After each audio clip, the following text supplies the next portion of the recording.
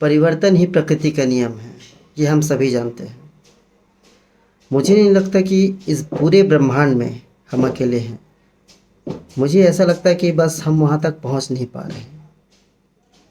अगर आज नहीं पहुँच पा रहे हैं तो 100 साल बाद पहुँच पाएंगे, 200 साल बाद, 500 साल बाद या 1000 साल बाद। तब तक ये पूरी दुनिया में बहुत कुछ परिवर्तन हो चुका होगा, बहुत कुछ बदलाव हो चुके होंगे। क्या लगता है, पहले मिट्टी का घर था तो आज वो क्या है, कंक्रीट का हो गया, लेंटर का बन गया है। तो कल ये और इसमें चेंजेस हो जाएगा। खेती बाड़ी, खान पान, सब चीज़ में बदलाव हो जाएंगे। पहनावा ओढ़ावा, संस्कृति, हर चीज़ में चेंजेस हो जाएंगे।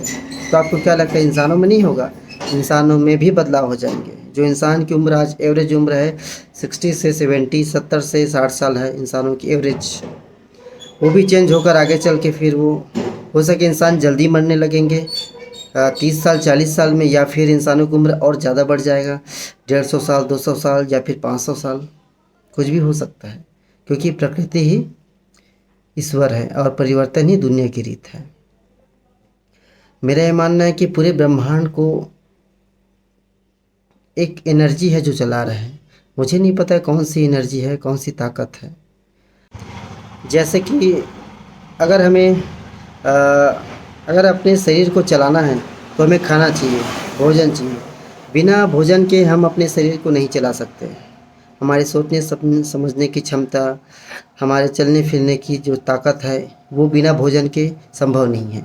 जैसे कि गाड़ी है, गाड़ी में पेट्रोल या डीजल लगता है तब वो आगे बढ़ता है। या फिर अगर इलेक्ट्रिक वाहन है, इलेक्ट्रिक गाड़ी है, तो भाई उसको कुछ ना कुछ तो चाहिए, सोर्स चाहिए आगे बढ़ने के लिए, कुछ ना कुछ तो एनर्जी चाहिए ना। और जैसे कि पूरे इस हमारे देश को चलने के लिए, फिर पूरे विश्व को जहाँ पर हम मानव जाति रहते हैं उसको चलाने के लिए पैसे की ज़रूरत पड़ता है। तो वो भी एक एनर्जी है। अलग अलग तरह की एनर्जी है जो पूरी दुनिया को चलाता है। जैसे कि हमारी धरती है, धरती में ग्रेविटी है, वो भी एक एनर्जी है। और सूर्य का प्रकाश जो हमारी धरती पर आता है वो भी एनर्जी है। तो ब्रह्मांड, जो पूरा ब्रह्मांड का जो संरचना है वो कहीं ना कहीं एनर्जी है और एनर्जी से सभी जुड़े हुए हैं। बिना एनर्जी के ब्रह्मांड नहीं चल सकता।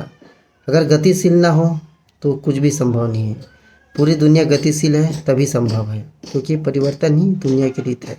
और गतिशील नहीं होगा तो परिवर्तन नहीं होगा। इसीलिए गतिशील होना बहुत ज़रूरी है।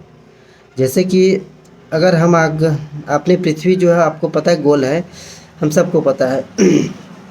अगर हम एक छोर से चलना शुरू करें साउथ से, तो नॉर्थ, नॉर्थ से ईस्ट, ईस्ट से वेस्ट, हम चारों दिशा में कहीं भी चले जाए पूरी धरती गोल है।